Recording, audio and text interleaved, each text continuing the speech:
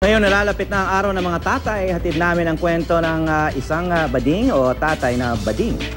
Bagamat hindi pangkaraniwan ang kanyang sitwasyon, sinisiguro naman niyang busog sa pagmamahal ang kanyang anak. May nusigo si Valerie Tan. Lumaki ang 15 taong gulang na si Nika sa kanyang nanay-nanayang si Rosalia Lapus. Pero simulat sa pool, kilala niya ang kanyang tunay na ama.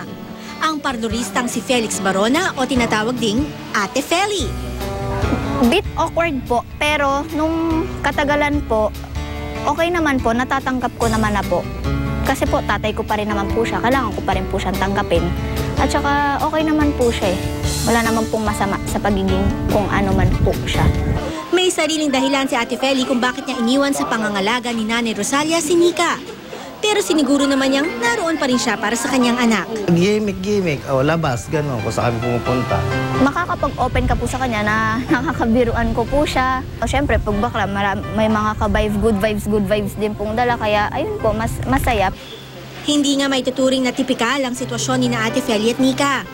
Pero nais ng dadlad ang grupong kumakatawan sa LGBT community na maging bukas ang lipunan sa mga ganitong sitwasyon. The role of being a father changes through time. Kumbaga, we have to keep up with the times kasi nag-a-adjust naman yung pagiging tatay depende sa sitwasyon at sa tawag ng panahon. Pero kailangan nating isipin na yung pagiging tatay ay hindi sa tungkol sa isang role or character na finifill in.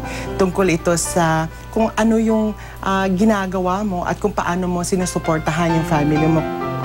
Ayon pa sa sociologist na si Dr. Gerald Abergos, mas mabuting may open communication sa mga bata sa mga ganitong sitwasyon at ipadama sa kanila ang pangangalaga at pagmamahal. Any parent, may it be a straight parent or gay parent, pag sinabi mo ikaw isang parent, pag magulang ka na, dapat tinatanggap mo yon, dapat sinasapuso mo yun. Ito po si Valerie Tan para sa News to Go.